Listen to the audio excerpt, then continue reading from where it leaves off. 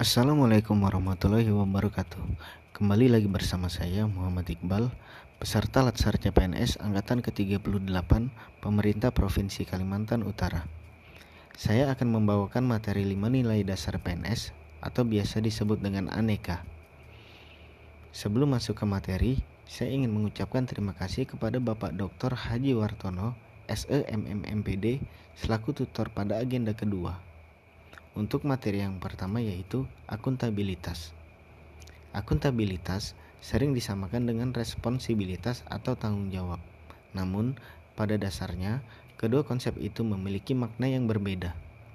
Responsibilitas adalah kewajiban untuk bertanggung jawab, sedangkan akuntabilitas adalah suatu kewajiban pertanggungjawaban yang harus dicapai. Dalam menciptakan lingkungan kerja yang akuntabel, ada beberapa aspek yang harus diperhatikan. Yang pertama, kepemimpinan. Yang kedua, transparansi. Yang ketiga, integritas. Yang keempat, tanggung jawab atau responsibilitas. Yang kelima, keadilan. Yang keenam, kepercayaan. Yang ketujuh, keseimbangan. Yang kedelapan, kejelasan. Dan yang terakhir, konsistensi. Selanjutnya, nasionalisme. Nasionalisme adalah, dalam arti sempit, adalah suatu sikap yang meninggikan bangsanya sendiri, sekaligus tidak menghargai bangsa lain sebagaimana mestinya. Sedangkan dalam arti luas, nasionalisme merupakan pandangan tentang rasa cinta yang wajar terhadap bangsa dan negara dan sekaligus menghormati bangsa lain. Implementasi nilai-nilai sila dalam kehidupan sehari-hari.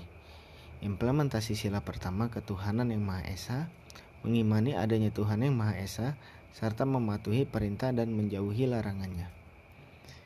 Implementasi sila kedua, kemanusiaan yang adil dan beradab, mengakui persamaan hak, kewajiban, dan kedudukan semua orang sama di mata hukum, agama, sosial, dan lainnya.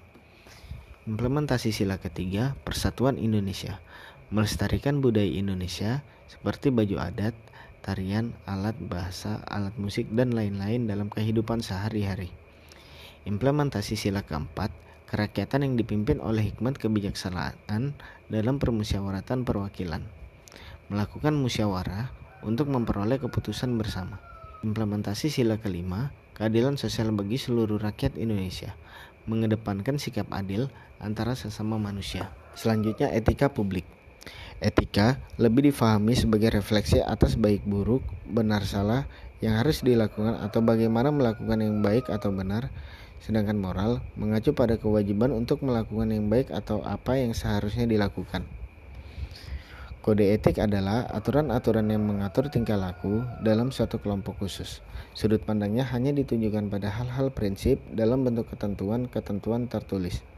Berdasarkan Undang-Undang ASN, kode etik dan kode perilaku ASN yakni sebagai berikut.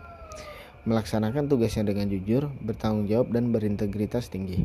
Melaksanakan tugasnya dengan cermat dan disiplin. Melayani dengan sikap hormat, sopan, dan tanpa tekanan. Melaksanakan tugasnya sesuai dengan peraturan perundang-undangan yang berlaku. Melaksanakan tugasnya sesuai dengan perintah atasan atau pejabat yang berwenang sejauh tidak bertentangan dengan ketentuan peraturan perundang-undangan dan etika pemerintahan. Menjaga kerahasiaan yang menyangkut kebijakan negara.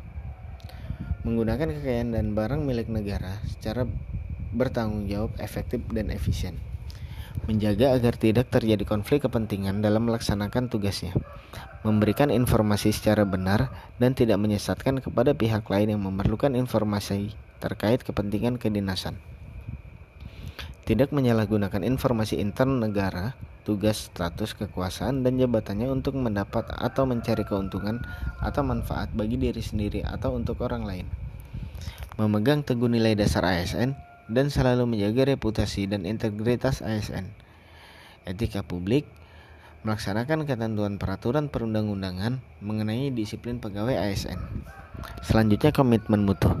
Efektivitas organisasi berarti sejauh mana organisasi dapat mencapai tujuan yang ditetapkan atau berhasil mencapai apapun yang coba dikerjakannya.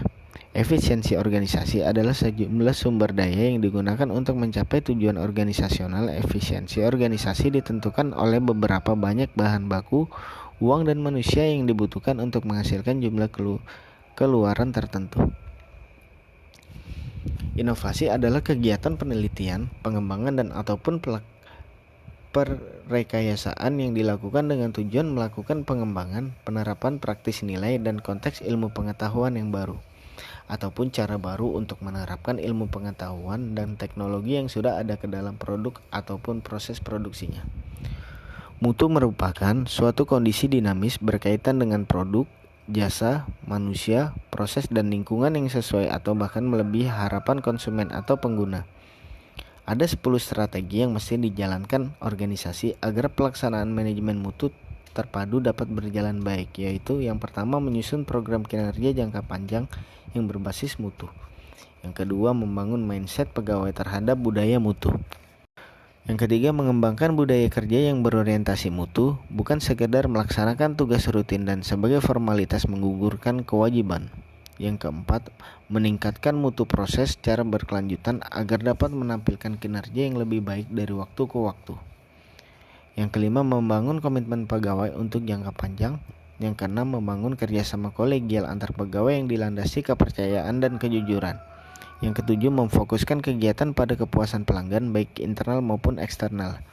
Yang kedelapan, beradaptasi dengan tujuan perubahan. Yang kesembilan, menampilkan kinerja tanpa cacat dan tanpa pemborosan sejak memulai setiap pekerjaan.